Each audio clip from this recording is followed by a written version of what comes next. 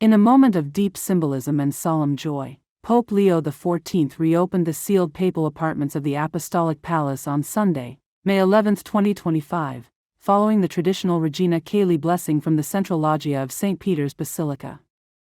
It was his first public Sunday address as pontiff, and the occasion drew a crowd of roughly 100,000 pilgrims from around the world, filling the square with chants, hymns, and flags waving in the spring sunlight. At the conclusion of the Regina Caeli prayer, a rite observed throughout the Easter season, Pope Leo XIV removed the wax seals affixed to the papal apartments, which had been solemnly placed following the death of Pope Francis on April 21. The ceremonial unsealing marked the official re-entry into the historic residence of popes, a symbolic bridge between the mourning of a past shepherd and the hopeful dawn of a new one.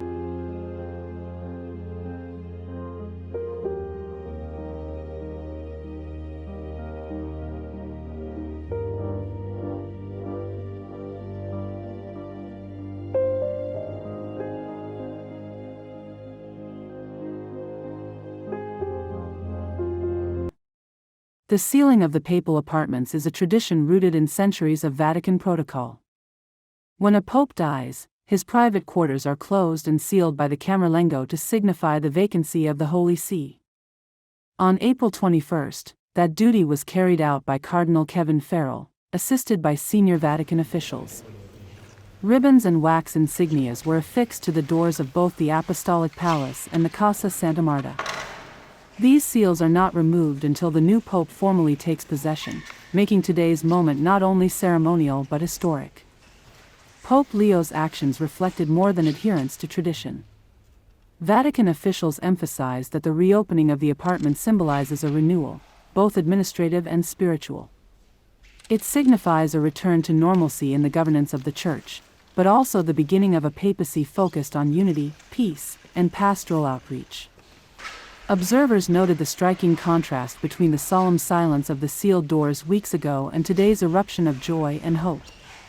The Apostolic Palace, a suite of rooms on the third floor, has been the formal papal residence since 1903, though Pope Francis notably declined to live there, preferring the simpler Casa Santa Marta. Whether Pope Leo XIV will continue his predecessor's more humble living arrangements or move into the traditional residence remains to be seen.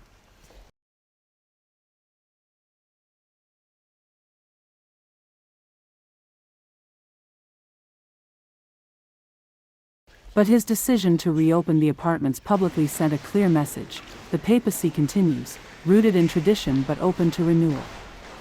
The Regina Caeli prayer, which replaced the Angelus during the Easter season, is a hymn that proclaims the resurrection and honors Mary as the Queen of Heaven. Recited or sung each Sunday from Easter through Pentecost, the prayer is an emblem of joy and new life in the Christian tradition. On this Sunday, Pope Leo led the prayer not from a window but from the central balcony, a deliberate choice that brought him physically and spiritually closer to the people gathered below. During his address, he called for just and lasting peace in Ukraine and an immediate ceasefire in Gaza, emphasizing the need for humanitarian aid and reconciliation. I carry in my heart the sufferings of the beloved Ukrainian people. Let every effort be made to achieve, as soon as possible, an authentic, just, and lasting peace.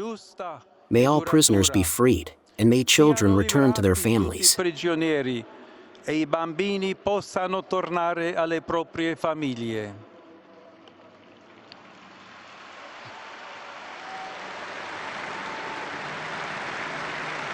I am deeply saddened by what is happening in the Gaza Strip. Let the fire cease immediately. Let humanitarian aid be provided to the exhausted civilian population, and may all hostages be freed. His words, echoing those of his predecessor, included the powerful plea, "Never again war." The Pope even sang a portion of the Regina Caeli hymn aloud, an emotional and personal touch that moved many in the crowd.